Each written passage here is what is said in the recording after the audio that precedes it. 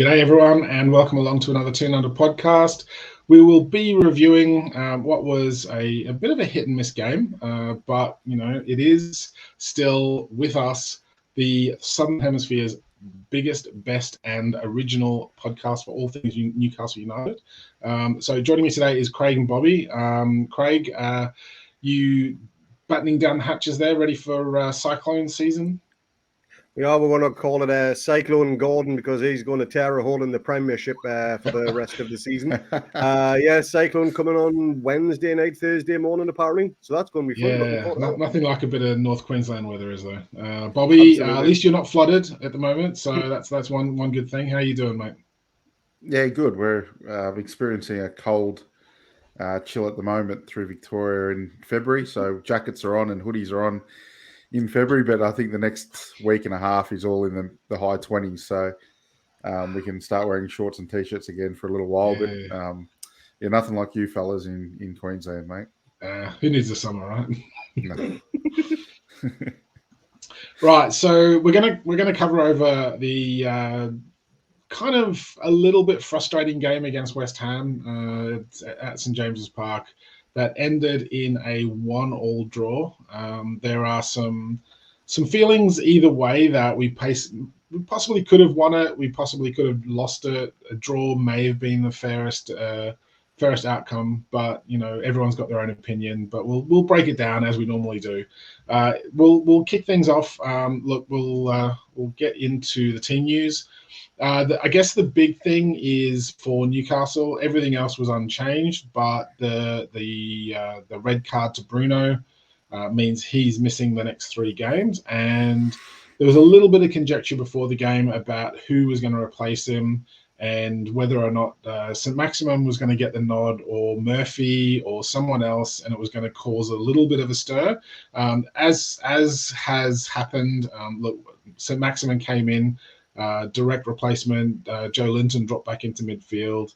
Bobby, do you see that as the ideal choice, given the options that we had, especially with Isak being out with his concussion? Yeah, I think Isak being out made the choice pretty straightforward. I think there was whispers about Murphy coming in because he does do the defensive work a little bit better than ASM, but playing at home against a team in the bottom half, you can understand us wanting to go for it and wanting to score a few past them, and didn't work out that way. It should have, but I thought, look, St. Maximin was probably the right call in the end, and I think he did okay. I know he's copping some crap on social media, but I thought he did his part. Yeah, I thought he actually had a pretty good game, and we'll come back to him and have a little bit of a chat about his performance and some of the backlash that he's getting, because it is definitely a talking point at the moment. Craig, what were you making of that side? Strongest possible 11 we could do with players available. I was all in for Maxi to start as soon as we found out Big Dog wasn't going to play because of his concussion and because of Bruno's red card. I just thought it was a natural switch out, as you mentioned just before, and he offers a significant more attacking threat than what Murphy would ever do. Yeah, so one of the things that I wanted to quickly just check on, I've kind of had a bit of a chat with some people on social media about the team and some of the recent results. What do you guys make of suggestions that the fact that we're not rotating the squad, and whether or not we can or we can't rotate the squad because of squad depth issues at the moment, do you feel that's contributing to some of the potentially lethargic results and some of the performances that we've had of late?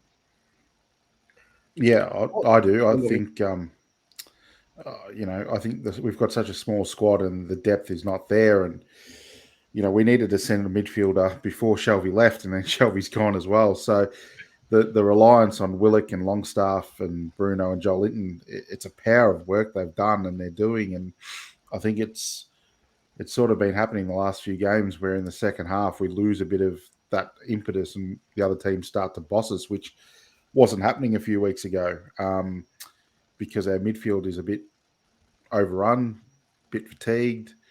and there's just no depth. Like you look at that on the bench, you've got Anderson, who's a young kid, Gordon, who's a new signing that was never going to start, but he's sort of, he can play out wide, not centrally. So, yeah, it's an issue, but we're just going to have to deal with it for the rest of this season. And these poor guys, especially I feel for Longstaff and Willett in particular, just going to have to cope with it for the remainder of the season, and hopefully we can get into Europe.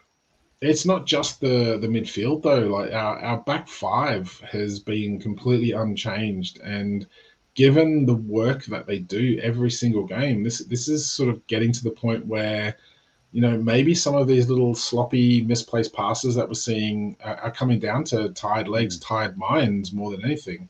And the fact that you've got people like Richie and Fraser who have been fantastic workhorses for the clubs. Don't get me wrong. They've really sort of given their all for us when called upon, but they are, and this is no disrespect for them, but they are a drop off from the likes of Bruno in terms of actual quality on the ball, and it's kind of, we're making up for that lack of quality by just working harder at the moment, and there's only so much of that you can do without rotating the players because they're going to get tired. Craig, what's your thoughts on that? Totally agree. I do think the whole January schedule, trying to cram as many games in after the World Cup, was always going to be a bit of a pain in the backside in terms of fatigue, injuries, that type of thing.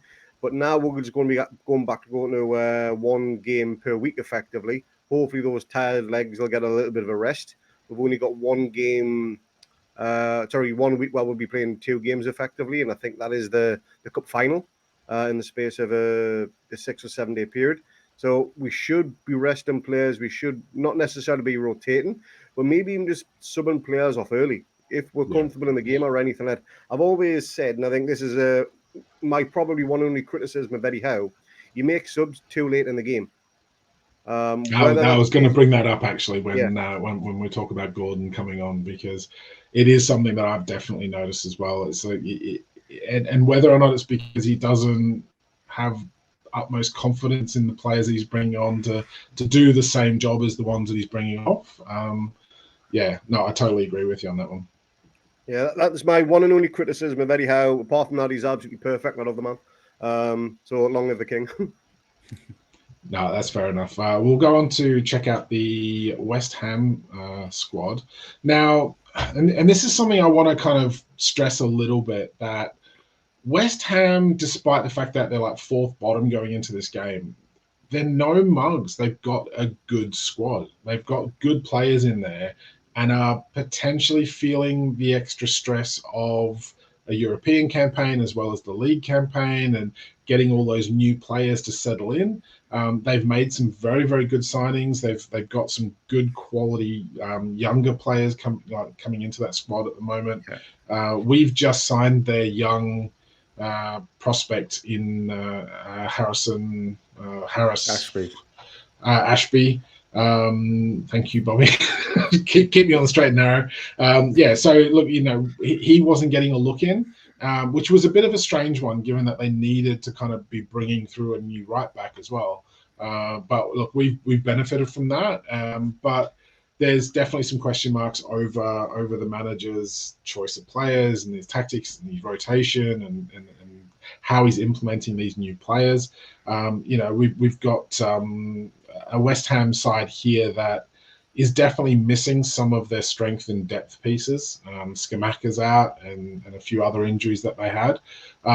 Craig, do you look at that squad? And obviously we're looking at the likes of Rice, who is this perennial figure in the Premier League in terms of the hype train. Paqueta, who we were heavily linked with because he's Bruno's best mate, and as it turns out, he scored the goal for them in this game, and that was kind of written in the stars, so to speak. Bowen, fantastic player. Antonio, handful on his day. Benrahma, not a bad player. So they've got some good talent in that squad. Are you looking at that going, like we should beat them, or are you kind of seeing that as they're probably in a false position in the league? Yeah, very similar to Southampton, to be honest. They put on a good show across 2 legs against us in the League Cup semi-final. You know, it is definitely the fourth position. The quality they've got in depth isn't too bad at all. It's just the performances haven't really been there. If they again play like they did against us for the remainder of the season, they'll avoid relegation quite comfortably, I think. And I think one thing that maybe have spurred them on today, or yesterday, actually, it was earlier on this morning for us, was the fact that Everton got that win against Arsenal, which nobody anticipated. So they'll be thinking, hold on, Everton have just got a massive 3 points here. We can't let a gap or anything form. We really need to be on our toes today, and that's exactly what they've done. No, for sure. And Bobby, for me, Moyes seems to have always had this record where he has an outstanding season, and then the next season he always seems to struggle. He did it at Everton, flirting with Champions League positions, and then the next season flirting with relegation. And it seems to be this constant sort of cycle with him. This kind of, given where they are and what they've spent, the likelihood is that the pressure is going to go on him if they don't start to creep up the league. Do you see that as a harsh thing on Moyes, or do you see look, he's going to get the best out of this squad at some point or another? It's just a case of they've had a lot of players come in at the same time that need to settle. Yeah, well, I was listening to our pod with Dimmy and Keegan and our West Ham guest. Sorry, the name escapes me, but he was saying that that's it. He was saying that the thing that probably saves Moyes is they're still in Europe, so they want to have a campaign with a steady manager and everything like that. And the fans were chanting his name at St James's Park, so obviously they want to back him. He has this record where he's a bit up and down, but he's got a team that should be at least mid-table and above. I think there's quality all across the lines, and I think they'll come good and they'll survive this year and go from there. But I think he'll be safe at least till the end of the year. The transfer merry-go-round, the coaching merry-go-round, I think is about to heat up with rumours of Klopp's demise and a few other things. So you don't know who will come into the market. And West Ham are a big club in London, so they will always attract a pretty good name. So, but I think they'll pursue, unless they get into really critical areas of relegation, I think they'll persevere with Moisey. Yeah, I mean, personally, I think they'll have enough to get out of trouble this season, and then it'll be about how they bounce back next season potentially without Europe. So it's an easier workload, and that's one of the big things for that we're discussing in terms of our potential European contention and how that's going to affect us next season, given the squad depth issues that we've already talked about. So yeah, absolutely. So on to the game. So I'm not sure we could have wished for a quicker, better start to this match. We had the ball in the back of the net within a minute. I was going to say we could have had we could have actually had the first goal stand. Miggy did his best to get there in time to pull it back from the byline, got it back to Willock. Willock absolutely cracking finish.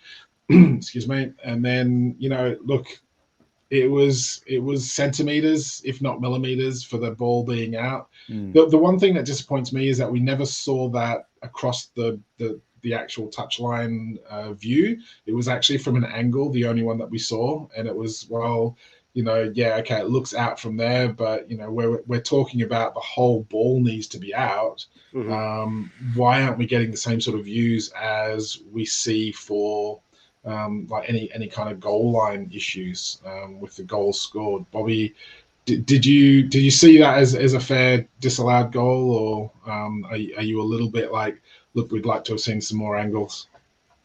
At the time, I thought he was out. And then the replay we got, I thought, you sort of think it was out. If they're giving it and they got other angles, then obviously we'll cope with it. But live, I thought it had crossed the line. So I was pretty happy. Not happy. I was content with the decision and let us move on, which, I'm glad the boys did because, we obviously did pretty quickly. Yeah. No, so Craig, obviously the next 30 seconds, we literally won the ball back in midfield. Joe Linton doing his usual dominance and getting the ball back to us. slide rule pass from Longstaff through to Wilson. Perfectly timed his run. Finished on his left foot. Is Callum Wilson left-footed? Because that was a cracking finish, and I always thought he was actually right-footed. And for him to take that so calmly on his left foot, I was pretty impressed with that, given I wasn't sure that was his natural foot. But can't fault the pass, can't fault the work rate in midfield to win the ball back, and absolutely cracking finish to actually, look, we've had an early one ruled out, but let's not give that away. 30 seconds later, we're 1-0 up. What did you make of that, Craig? Well, to be honest, we nearly missed the goal, purely because of the fact that they were still showing replays of the disallowed one. If I remember rightly, they didn't cut back to Wilson closing down on goal until he was approaching the D on the edge of the box. And then a second later, it's in the back net. And what happened here? And then they showed the replay, the breakdown of the play, and so on. So yeah, hopefully they did manage to see the goal live, albeit they did nearly miss it, done an ITV, and cut some random shit. But yeah, it was a cracking finish. Really good ball from Longy, to be honest. He's definitely picking up his form now. Again, that talk with Shearer has certainly had its impact. Just hope Shearer can have a talk to one or two others as well and get them playing like Longy. Maybe that's the new hashtag rather than play like Almiron, play like Longstaff. But yeah, it was a cracking pass. It was an even better finish, like you say, with his left foot, not his natural. And keeper stood no chance. He was just a sitting duck, really. And all he could do was pick the ball out the back of net. Gallagher then goes in raptures, which you'd expect when somebody just had a goal disallowed, which would look perfectly fine. But does anyone else find it strange that the last two home games we've been shooting towards the Gallagher end in the first half? Very, very. I don't know why, to be honest. I don't know the reason behind that, because if we win the toss, we're going for the Leazes end for the first half. That running up the hill, I'd imagine that makes a massive difference to fatigue in the second half. But, there's got to be a reason behind it. I'd just like to know what it is. If anybody does know, let me know in the comments, please. Yeah, for sure. It's one of those weird things where, we're just always so used to, we win the toss, we go towards the Gallagher in the second half and downhill. Maybe it's about like getting that early. We discussed. I think someone discussed this on our group chat earlier on. It was like, maybe it's about just trying to get that early goal and getting a grip on the game and seeing if we can kind of assert a bit of dominance early. Certainly worked for this game, but we'll see. We'll see what happens with some of the other games, because it is a little bit of an anomaly given the historical coin tosses and choices that the club make. But yeah, Bobby, I mean, it was one of those goals where we're watching this at stupid o'clock in the morning Australian time, and half asleep, and suddenly you've had one goal chalked out, one goal scored, and you haven't really seen the proper goal because the coverage was all away looking at replays and stuff. It was all a little bit surreal, but absolutely cracking finish, wasn't it? Yeah, I mean, your heart's no good following this club in the best of times, but when you're trying to fucking recover from, you thought a goal going in and then it doesn't, and then you turn back around and they've got the ball in the back of the net again, and your heart doesn't know what the fucking hell to do. So, no, cracking finish, but I think we're going to talk about another ball from another player later on that was getting a lot of coverage on social media, but Longy's ball was as perfect a hit pass as you can get. Wilson didn't have to break stride, which helped the goal. So I think Longstaff was, deserves a lot of credit, because that was a super ball. And yeah, I was just thinking before about Wilson and the left foot. There was a goal against Nottingham Forest in the first game with that he did that little chip over the keeper. I'm sure that was with the inside of his left foot when he could have gone on his right. So maybe there's a bit of ambidextrous thing going on there with him, because as Craig was saying, that was some finish with his left foot. But he just took it so calmly and so easily on his left foot, where, I wasn't expecting him to do it. I thought he would have sort of swung back out onto his right, but no, can't take anything away from him for that finish. Absolutely cracking finish. So obviously we've got out of the blocks pretty hard. We've had complete dominance in the first, say, 2 or 3 minutes. West Ham got back into it pretty quickly and started to dominate possession and really started to press us, and we really sat back way too much in that first half. Is that a concern that we do seem to be sitting back defending those 1-goal leads at the moment. Maybe we are very defensively sound. Maybe that kind of is coming into the self-conscious behavior of the players where, you know what, we're not scoring a lot of goals, but we're really good defensively. Let's just like weigh on that. Bobby, do you reckon is it an actual game plan, or is it literally just something that, you know, the players are self-conscious that we're not scoring a lot of goals? So as soon as we do score one, they're a little bit more defensive oriented? I don't know. I think maybe that's the case because there was a period early in the season we were scoring 4s and 5s most weeks, but then that's sort of stopped now, and we are sort of looking like maybe it's preservation of energy. You know, after we've got the goal, it's sort of like don't concede straight away and teams. But I predicted a 0-0 draw with this game because I looked at West Ham's defensive structure and what they were going to play, the 3-4-3, and that really crowds out the spaces that we could have, and for our press and everything like that. So I thought it was going to be a tough game to score. So I don't know if they just, after the first blitz, West Ham got their shape better, and Declan Rice started to pick up his game, which we all saw. He was phenomenal. So I think credit to West Ham, they had their structure right and didn't allow us the space and didn't allow our press to hurt them as much as we've hurt other teams. Yeah, it was one of those games where we looked at their team lineup and thought, yeah, they're here to park the bus and they're going to keep things tight at the back and try and frustrate us, and that whole low block thing that Keegan loves.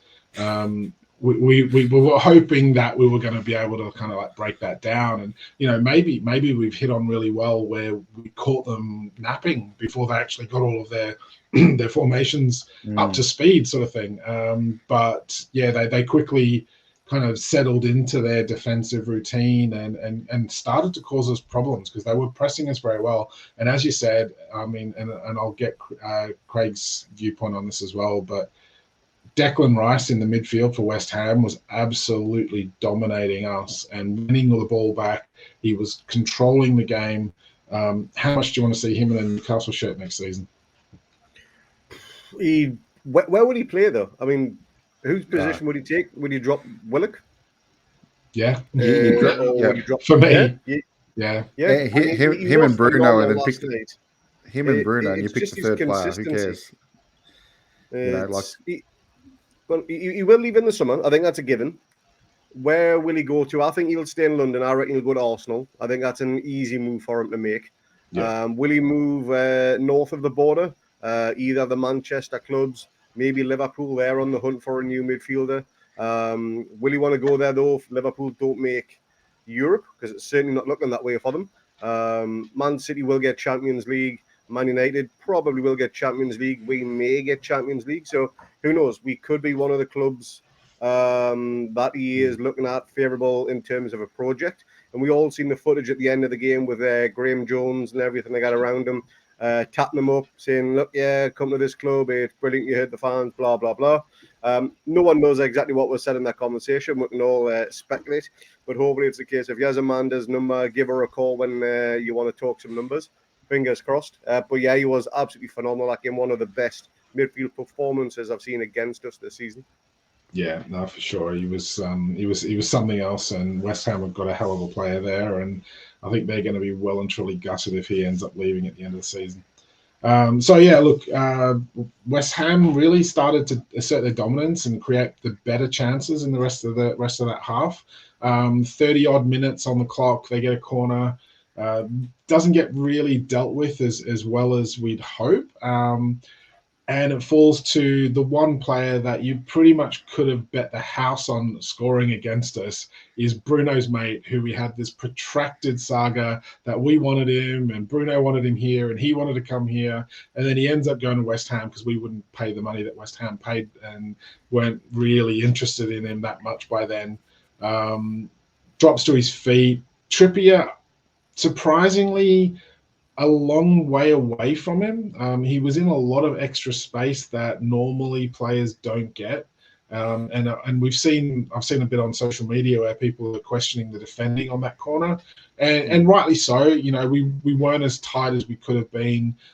It's one of those that the ball bobbles around and goes somewhere and just falls into space, and there happens to be a player there, and he puts the ball back in the net, and it's ones apiece. Craig, typically a player that we were supposedly signing, ends up coming to bite us in the ass, who's had a bit of a struggle since he joined West Ham as well. It hasn't been in great form. I think that was always on the cards, but do you think we could have done better for that corner, or is it just literally one of those things where, you know, we're bound to concede goals at some point, but it just happened to be the right place at the right time for the player? It was a scrappy goal to concede because we're either being conceding worldies or no goals at all. So that was totally out of the blue. I don't think the goal was very similar to the one we conceded against Spurs down in London, where Trippier was again beaten on the far post by Harry Kane on that time. You were just out-muscled and the ball was just prodded into the back of the net. Paqueta, that was Paqueta's first goal from open play so far this season. His only other goal had come from the penalty spot. So again, if he's ever going to break his duck from open play, it was going to be against us. So that was inevitable. It just always seems to happen against us. But his celebration was a bit mad considering the goal he scored. It was like a Martin-esque backflip type thing or whatever it was. It was like a drunken seal backflip, wasn't it? Yeah, it was strange. I'm just so glad Bruno didn't give him a little bit of a round of applause because he's seen his mate score at St James's Park. That would have gone down well on the cameras, wouldn't it? But yeah, he took his chance, and they deservedly had the game level at 1-1. Couldn't really fault them for their effort up to that point. Bobby, anything to add to that? You know, it was a scrappy goal to concede. Bit of a shit backflip from the player for a celebration, but you know, these things happen. When you score, you can celebrate any way you want, and it looks good, doesn't it? I think. No, I'm kicking myself this weekend. You know, I could have sworn that it was going to happen with Everton, Dwight McNeil and Tarkowski header to get them up under Burnley ex-manager Sean Dyche, and then Paqueta to score against us. You know, it was there in the stars. So kicking myself, I didn't have money on that. But he's a quality player, Paqueta. I think a lot of people are looking at him, wanting him to fail from our side of things because he didn't come to us and he went to West Ham. But he is a very good player. He'll take a little bit more time because he's more attacking minded than Bruno. So goals and assists are always more on him. So, but yeah, I mean, Eddie said it in his press conference as well. We don't like conceding those types of goals. It's not in our DNA. And, you know, I think Eddie would be going over the tape at the defenders, particularly Trips, and saying too much space, too much time. We get rid of that ball and we win that game. So, because they didn't really have much else, to be honest, West Ham. So, disappointing, but you can't blame the boys. It's the first time, as Craig said, that we've copped the goals in Spurs, which was decades ago, it feels like. So, you know, we're always going to be bound for that. So, it is what it is. In terms of the team spirit for the club, cannot fault Bruno. He's on a 3-match suspension. He was there feeding his newborn baby, had the bottle out and everything. Craig, do you reckon someone needs to have a chat to him about wearing a red and white jumper to the game? Absolutely. I was thinking exactly the same thing. That should have been burned and desecrated on the pitch at full time, to be honest. And the ashes thrown up Northumberland Street. But now it's very strange choice of attire. I remember years ago when Keegan was he was unveiling for Warren Barton, and he wore a white shirt with a red tie. And then, come on, what are you doing? Oh, that's a bit of a no-no around here. But obviously, Keegan, he can wear what he wants. He could walk around naked if he wanted to, and I don't think people would care. But yeah, red and white tie out St James's Park. Not the best look, is it? Nah, to be fair, it's a bit of fun though. But I mean, the fact that he's still rocking up to watch the game and support his team, and it just shows the leadership of the guy and how much he's invested into this club right now.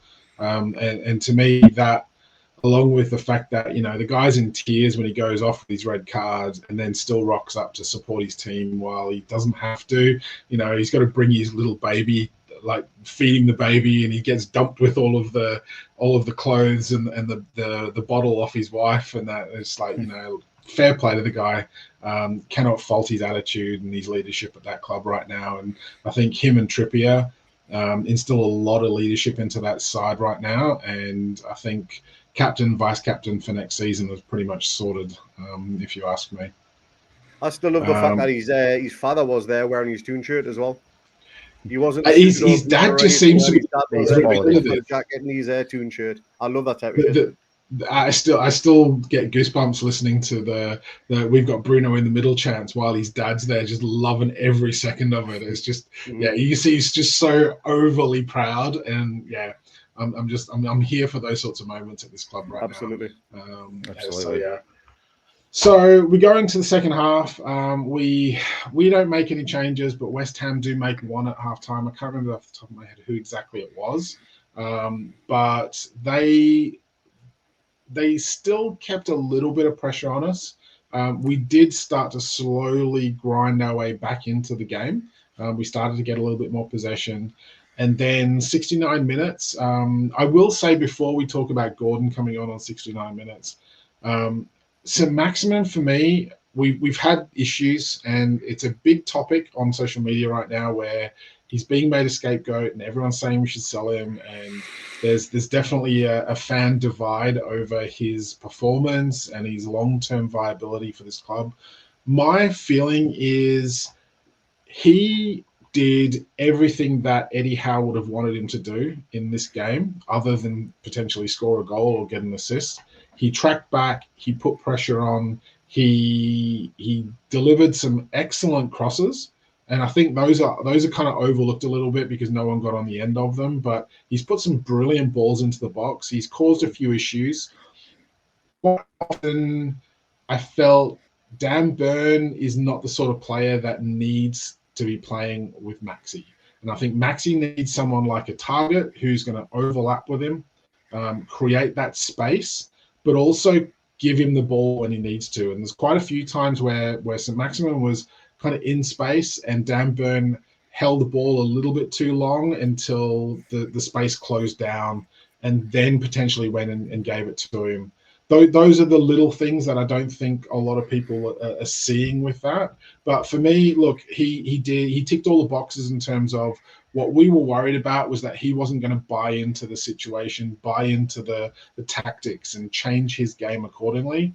And look, it hasn't come off. He hasn't sort of set the world alight, but he's done what was asked of him. And that was kind of me personally, I think that was my biggest question mark, was whether he was just going to ignore what Eddie Howe was wanting of him in terms of the style of play that we wanted to play.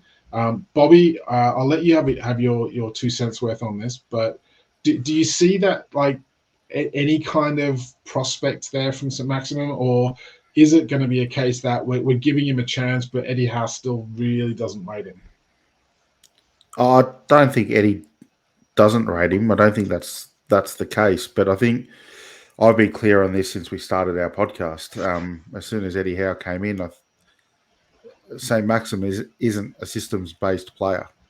He's just simply not. He's not an Eddie Howe system-type player, which I think he is trying, but it's also then confusing him a little bit. And I think you're absolutely right. Dan Burn didn't do him any favours in this match either. So I think the criticism of him for this match has been overblown. I think he did his job and he did it well. But I think he's not part of the long-term future of this club, which I don't think it's not his fault. He's done a lot for this club. He saved us from 2 relegations on his own, basically. So I've got, nothing but respect for him. But I've maintained this from as soon as I researched what Eddie Howe was going to bring to this club, that St. Maximin wasn't the type of player that would last long-term. And I'll maintain that. I think he'll be off in the summer, but I hope he goes with more respect than what he's getting now on social media. Yeah, for sure. I mean, look, he's done wonders for this club. I mean, he was our only attacking option up front for so long under Steve Bruce, and had he not been that focal point and given us that pressure release, chances are we would have been down. So, he does deserve a lot of credit for what he has done. A little bit of respect for what he's trying to do now. But with the understanding that, yeah, look, it's probably not coming off right now for him because he's not that sort of player. And as we've said, it's like he potentially needs that little bit extra help from the left back. And I personally would love to see him on the right with Trippier and give Miggy a bit of a rest, and just to have that extra kind of little bit extra crossover and a little bit of extra quality behind him in terms of the offensive side of things that might kind of unlock his game a little bit more. And the fact that we're starting to get options could actually give us the chance to try him in those sorts of positions as well. So, Craig, what's your view on Maxi and sort of short-term, long-term futures, and how do you see the criticism that he's getting right now? I thought he played good. He didn't do anything that wasn't overly bad. There wasn't any dodgy passes or anything. He didn't try too many step overs or anything. He wasn't trying to be too clever. He made the short pass when absolutely needed. But I totally get what you mean about Dan Burn not being the best solution for him. He target as last season kind of proven. I know Maxi didn't get many goals towards the end of the season, but he was effective in terms of beating the man and getting that cross in. Dan Burn, he was very sloppy with some of his passes as well, which meant Maxi then had to track back. And it's really hard for somebody like Maxi to do what he does from the halfway line. He needs to be on the edge of the box or close to it or anything, just where he's at his most effective. And yeah, I think against Bournemouth, he might have a little bit more freedom against potentially lesser opposition. And Bournemouth, you'd imagine, will come out to attack us because they're at home this time. So maybe he'll get a bit more freedom there. Maybe he'll get the chance to run at them a bit more, which is what we want to see, because Maxi in full flow is one of the most dangerous players in the Premier League. Sure. Kyle Walker will attest to earlier on in the season. He didn't do there's anything a reason wrong. Spurs are sniffing around as well. There's definitely a reason for that. Right, okay. He had a chance to score as well. He had that opportunity from Kieran Trippier when that cross just missed Wilson's head. It was the narrowest of margins. He got his shot away, but it was beaten by the defender. But yeah, Confort's performance wasn't his best, but it certainly wasn't his worst either. No, for sure. And I think we've spoken, and Bobby mentioned he's not an Eddie Howe system style player. And I think probably what's gone against him in this game is on 69 minutes, we get our brand new second highest ever transfer signing in Anthony Gordon coming on, who is literally ticking every single box of an Eddie Howe style player. And showed it in absolute spades in a brief cameo, but he just looked that next level up in terms of what he can provide in terms of that spark going forward for us. But also the tracking back, and there was a couple of times I think Dan Burn underhit a pass to Gordon, and Gordon tracked back and put the pressure on, and we ended up winning the ball back and going back up the field. So look. Anthony Gordon, for me, proved in a very short period of time why we and potentially Chelsea were after him for so long, and the fact that we've got him is testament to our transfer market prowess under Ashworth. But look, he surprised me in terms of how easily he fit into that side. And the big chance, obviously he had some great moments where he was playing these 1-2 passes with people, but they were powerful passes, and he was assured where he was going to, and they were not these little faffy passes that we've been very guilty of across the whole side lately, where we've underhit balls and we've caused ourselves issues. Anthony Gordon was spot on for me. And then he literally pulled out one of the passes of the game. And as we said before, Longstaff for Wilson's opening goal, absolutely pinpoint accurate. Wilson made a great run, but you cannot take away from Anthony Gordon's pass for Wilson's second opportunity. That was just something, corner of the eye stuff, picked him running straight away, ball through. Wilson runs onto it, and probably in fairness, takes way too much time to get the shot off. Thought he had more time than he did, and the defender nicks in, gets a great tackle off. I'm still not 100% convinced that he got the ball first. I think he got the player first, but it was very touch and go. But yeah, look, Craig, how good was Gordon for you when he came on, and how much are you looking forward to seeing him develop under Eddie Howe in this system? Because he looks the player we need. He really does, and Ian, I'll gladly eat humble pie because I was on the side of the fence of being against Gordon coming in, but that short little cameos made me jump that fence and then run a mile the other way. Yeah, absolutely love that little cameo. Could he have the Bruno effect that happened last transfer window? Because Bruno, he didn't start immediately. He had a few cameo subs, and then he was in the starting 11, and the rest is just history. If he can have half the impact what Bruno did last year, then we'll be flying. And that pass, it was sensational. Again, it was as good, if not better, than Longstaff's was because the disguise on it was so good as well. But not taking anything away from the tackler, that was a really good tackle. I don't think there was any potential foul. But I think Wilson was also celebrating before he even took the shot. I think he thinks he's already scored, purely maybe based off his first half goal. Similar type of setup. But yeah, cracking tackle. Unlucky not to get his shot away, but the pass was sublime. We will see more passes like that. And I think it's only a matter of time before he makes a starting 11. It can only happen sooner rather than later, can't it? Oh, for sure. And I think you've hit a really good point there where Bruno came in and he injected that life into the squad. And I was thinking about this earlier on today where, people want that constant squad rotation, and they want that new player purchase, and it injects a little bit more life and something new into the squad. And we've been potentially a little bit stagnant of late in terms of it's the same lineup game after game, the same players doing the same sorts of things. And now all of a sudden you've got Gordon coming in doing something completely new. And now all the defenses and the other teams that are kind of starting to formulate ways of combating what we're doing and what we're doing well, now all of a sudden have this new element to deal with that they didn't really bank on, and it's throwing them off. And I think that showed against West Ham. Now, look, Bobby, you were the one selling us Gordon from day one. You were sending us loads of messages on our group chat about how good he was, what he was going to offer to us, the fact that he was this Eddie Howe style player. How much do you feel vindicated right now? Because he looks every bit an Eddie Howe style player. Yeah, look, it's not up for me for vindication. I'm just an ordinary slug watching the club from afar. But I think this is a lesson in our social media and our fans just to trust Eddie Howe and Ashworth, and they know what they're doing.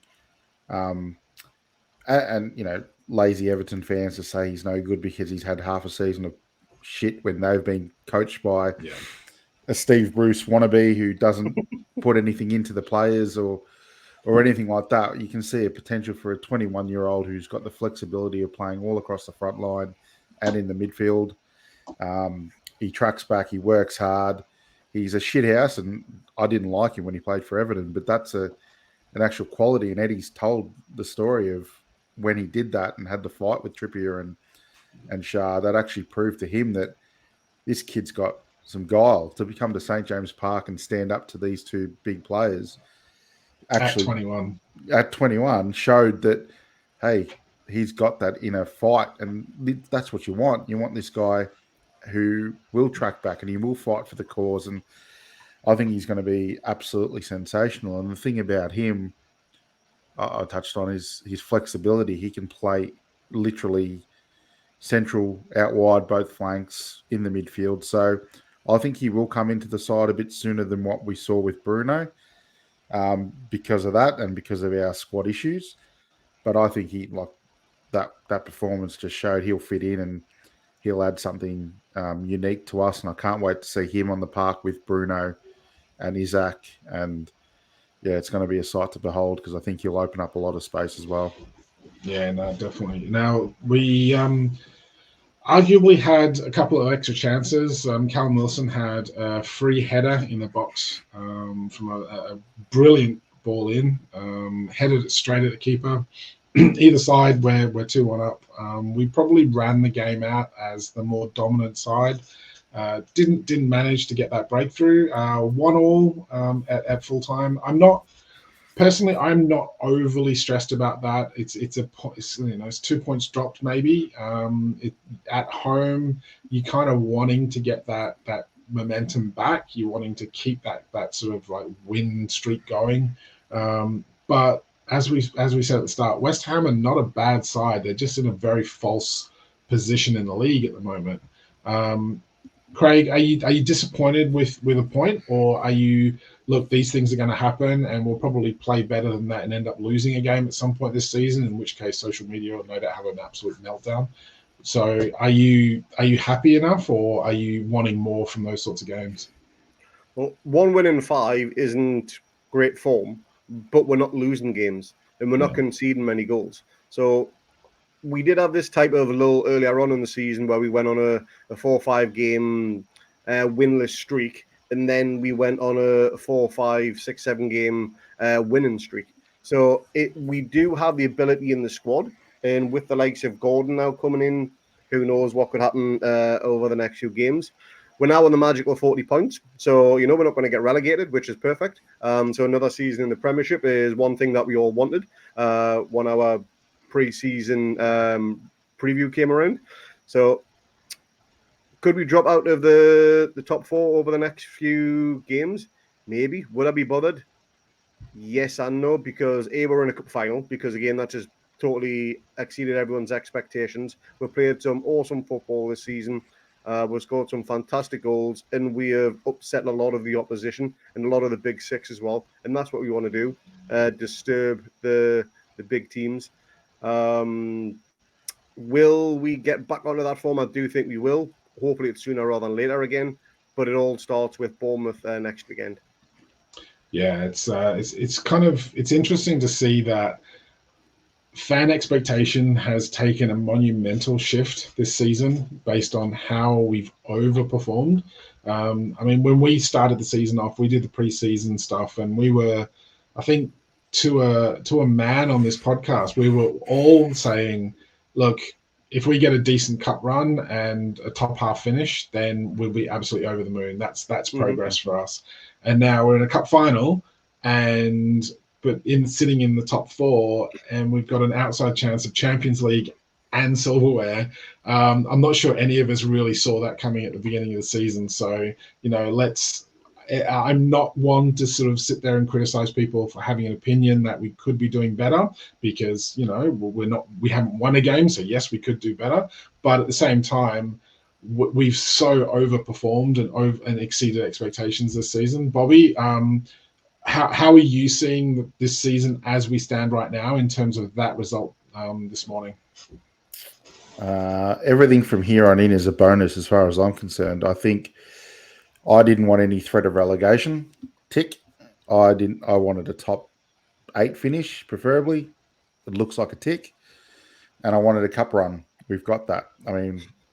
Silverware would be in the season there for me. That's enough. But yeah, I think we can all be proud of the club. And as I've said in the chat ad nauseum, and I think you guys are probably sick of it, but this is the absolute start of our journey. We're not halfway through. We're not, in the middle. This isn't a one season, let's roll the dice and see what happens. Yeah. We've got too much smart people at the club who have just undertaken a massive shift of where we've been for 14 years. And now, in basically the first year fresh, we're in this position. Just enjoy the journey, because it's going to be fantastic. And there'll be other chances of silverware. There'll be other chances of Europe. There'll be, all this, the squad's going to look different, everything like that. But I think just start enjoying the journey, and you won't worry too much about draws here and there.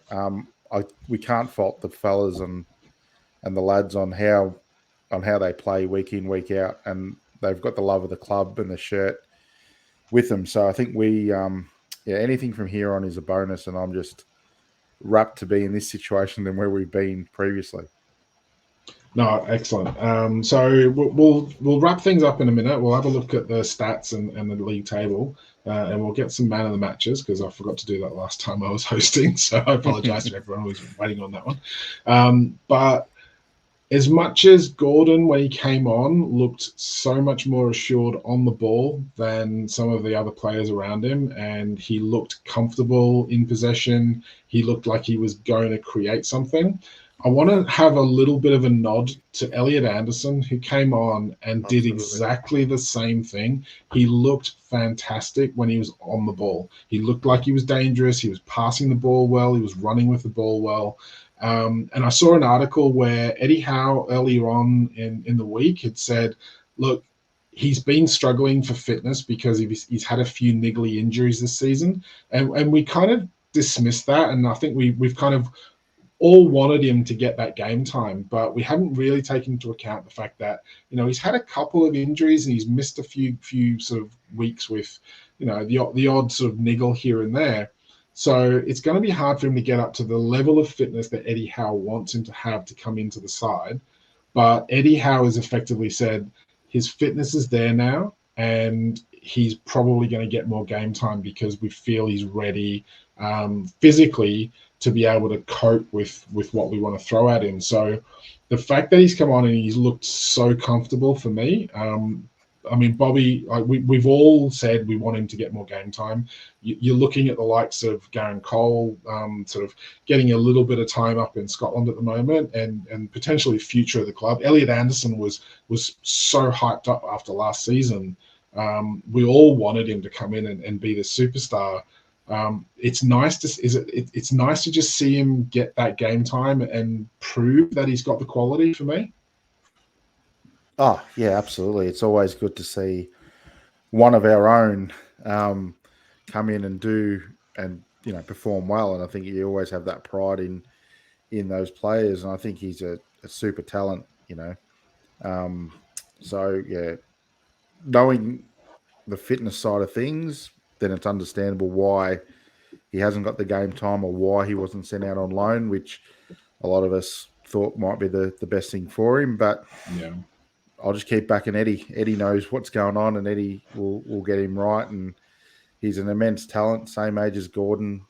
As long as Garang Cool doesn't get played centre mid for Hearts in Scotland, we'll see another talent there as well come through the ranks. And this is what the club and this is the journey and the excitement that we're going to bring is this young undercurrent of talent that we're bringing through the ranks that we're going to be invested in. It's great to see, but I think Elliot was superb last night. You were pretty impressed with him as well, weren't you, Craig?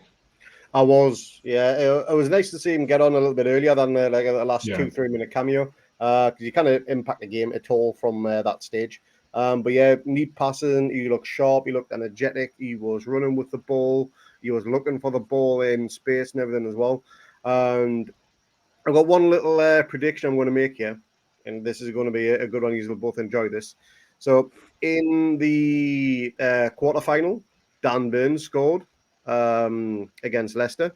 In the semi-final, Sean Longstaff scored 2.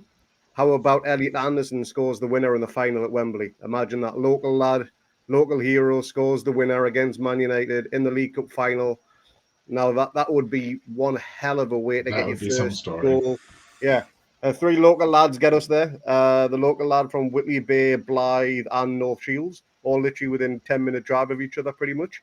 That would be incredible. I'd love to see him get there, get a place in not the starting 11 in the final, but make the squad. Come on, get that goal, be absolutely raptures. Are you making your bet for this? I'm not making a bet. And if it doesn't happen, he has to shave his head and dye blonde. At the start of the season, when we done our season preview, I did say that we would make the League Cup final. You did, and we've had evidence of this, and I think we're all just a little bit gutted that we didn't push you on getting a daft bet on for that one as well. So anyway, Absolutely. before we jet off, let's have a Yes. quick check over the stats for the game. Now I'm actually genuinely surprised at the possession amount, like 63% to Newcastle. I didn't expect us to have that much possession, given how defensive and at sea we looked in the first half against West Ham, but it shows you how much we came back into the game in the second half, and potentially probably deserved maybe a bit more out of it, but I'm happy with the draw from that given the rest of the stats. Look, 10 shots on 10 shots to 8 in favor of West Ham. We had 2 shots on target, they had 1 shot on target and scored from it. That kind of says everything. Defensively, I think we had 1 lapse, and we've redeemed ourselves for the rest of the game, but paid dearly for that 1 lapse. So I'm sure the guys will be kicking themselves and looking to get things back on the straight and narrow after today. So yeah, 4 corners to 2. We haven't had our normal corner dominance against West Ham. Not that it seems to make any difference with us in terms of scoring from them. And then 13 fouls to West Ham to 11 to us. Now, this is one thing I wanted to get you guys both to have a bit of a say on, is the last couple of games, we seem to be on the receiving end of very petty refs who penalize us for absolutely anything, but let the opposition get away with the same things, like niggly fouls. I'm not saying like blatant red cards or yellow cards and not being given and all that sort of stuff, but just those 50-50 balls seem to be always getting blown up in favor of the opposition for us, and then we're getting our players getting frustrated, and it kind of, this is for me what precipitated Bruno getting his red card, because he was a little bit annoyed and trying to sort of overexert himself on the game after getting on the wrong side of a couple of these decisions. Craig, are you in the same sort of ballpark as me with the ref calls on these sorts of niggly fouls that we seem to be getting one way but not the other? I am, and I think it's based on our style of play to the point where we've almost built up a reputation for being a physical team who is going to put the boot in when needed. We do have a few physical players in there, Big Joe being one of them. He likes to throw his weight around, and he threw his weight to the floor for a stupid yellow card, which really pissed me off, that one. That was awful. But yeah, I think we're getting a reputation from referees because we are a physical team. And it looks as though we are going maybe in that little bit extra few percent on the tackles than what the opposition is.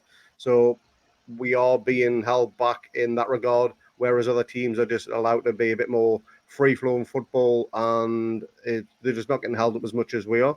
And it is a bit noticeable now, to be honest.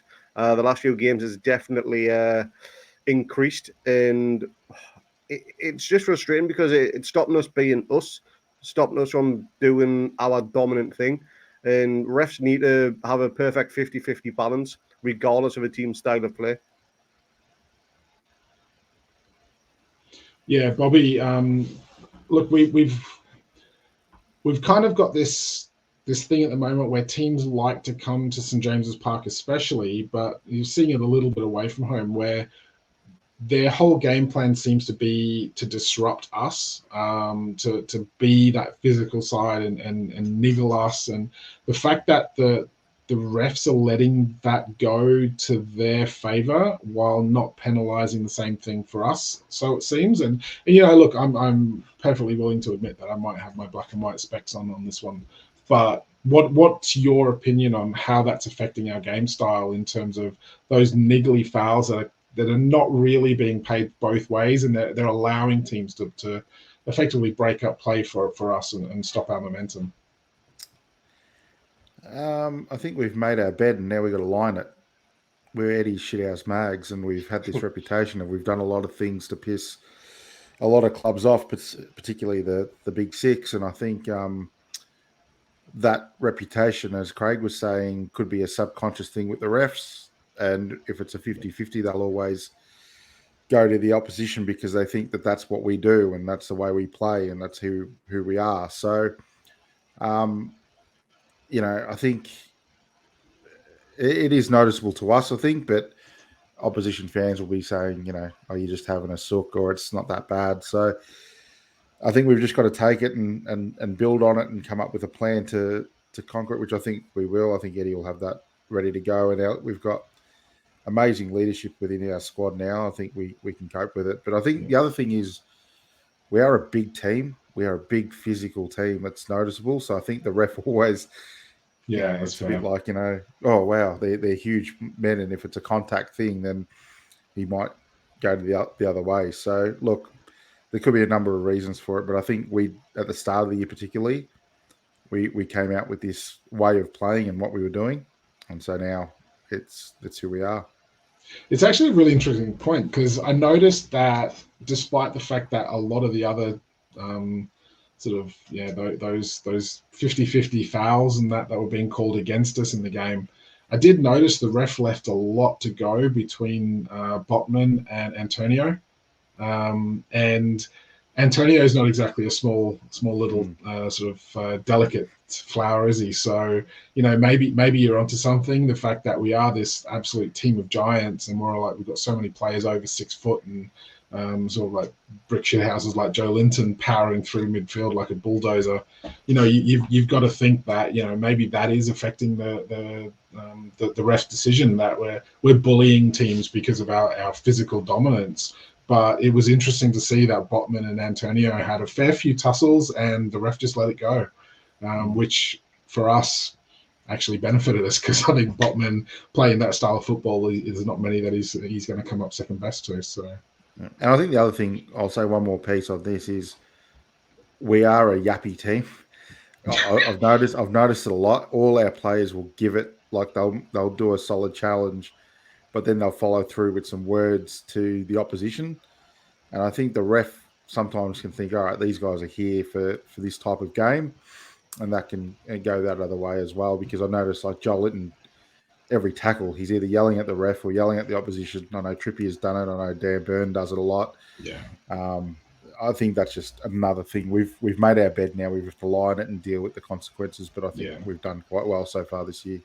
No, that's fair enough, because I think one of the things we did criticize as a podcast, I think more than anything, was last year we were too nice.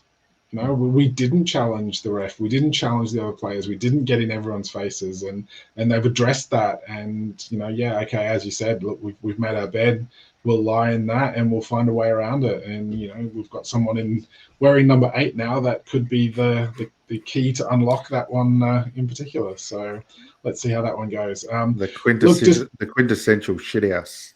Yeah, exactly. It's like he's going to fit in nicely for that sort of role to get us those extra little sneak over the line wins, I think you would say. But look, any negatives that we come up with, the fact is we're still on an unbeaten run at home in the league. We're still sort of up in the top 4, and look, as much as Man United won by going down to 10 men earlier on in the day, look, Newcastle's still sitting there in 4th spot. We haven't lost a game. We're getting a few too many draws for my liking, but we did that early on in the season, as we just said. So look, we may as well ride this one out, and we'll see how things go. And it could be that we'll turn the corner and some of these chances that we're missing out on start going in again, and we start scoring a few more goals and turning those draws into wins and go on another nice run for us and push up the league a little bit more. So let's just see how things go. But look, Everton won this morning. I think we're all in agreement that it would be nice if they got a little bit of punishment, but it's going to be a pretty tight race down the bottom of that league right now. Wolves, West Ham got enough quality in their sides that they shouldn't really be down in that position anyway. Leeds, for me, I think may get dragged into that and be cut adrift, because if Dyche gets Everton sort of moving in the right direction, they don't have the quality. I think they're going to be there fighting tooth and nail for every point for the rest of the season to stay up. Bournemouth, we'll see how they go when we play them at the weekend. Southampton, for me, is a real surprise. And they are seriously in serious danger of getting cut adrift down the bottom there before long. So we'll see how things go. But for me, let's wrap things up there. We've dragged that on half an hour more than what we intended to. it's always weird that sort of despite the fact that we haven't necessarily played fantastic and we're not celebrating a massive win, we can still manage to drag out an hour podcast of talking about the club, which is tantamount to us and our me having a few beers beforehand and hosting it, but just generally, like, we just enjoy this. So thanks for everyone who's actually bothered to watch it and listen to us online. If you like what you have seen, you want to see some more, drop us a like, hit the subscribe button. Helps us out immensely. Hit that like button as well. Leave us a comment on the audio podcasts, and we'll finish up with our man of the match. Bobby, I'll let you start. Joel Linton for me. I think he was good, and then he was even better when he moved into the number 6 in the second half and reasserted our dominance. So, I mean, Declan Rice is probably the man of the match for me, but yeah, if we're talking black and white, then I'll go Joel Linton. No, that's fair. Craig, your call? As far as I'm concerned, Joel Linton shouldn't be allowed to vote for man of the match because of his dive. Should be null and void in that one. Genuinely, that was a disgrace. It's something we all shamed Gordon for, and Almiron and ASM earlier on in the season. So it's only fair that he gets exactly the same treatment. But yeah, not going to give it a big jaw for that dive. Tricky one, this. And probably Botman, purely the fact that he kept Antonio quiet all game. He didn't give him a sniff. And when he had that opportunity to go one-on-one, he just got his body in the way. In the opening 20 minutes or so, when West Ham started getting into the game, he was just blocking everything. And luckily, he didn't go off with concussion, which we all thought that may have happened earlier on again, which would have been an absolute disaster. But yeah, Botman for me. Yeah, it's a weird one because there's so many of the players that had a good bit here and there, but also put a foot wrong now and again as well. Even Botman had a few wayward passes. Dan Burn had a few underhit passes. I'm going to put, just purely and simply because I think the players that came on were probably head and shoulders above everyone else in terms of Anderson and Gordon. They seem to provide that extra spark and didn't really do anything wrong. I'm going to go for Longstaff. Played the full game. I don't think he did anything wrong. Brilliant ball for the goal. Probably sort of, could have had a couple of extra forays forward maybe, but didn't really put anything wrong. Did really well in midfield up against a pretty competitive midfield in West Ham while they were crowding everything out. So yeah, I'm going to go for Joe Linton. Joe Linton played well, but I'm definitely going to go for Sean Longstaff, just for an all-round game where he didn't put as much wrong as some of the others maybe. So we'll call it there. Thanks very much, guys. Appreciate your time tonight, and thank you for everyone who's listening. And we'll see how we go, and we'll get back in for a preview for the next game. So catch you later, everyone. Thanks a lot, guys. Cheers, lads. Have a good night.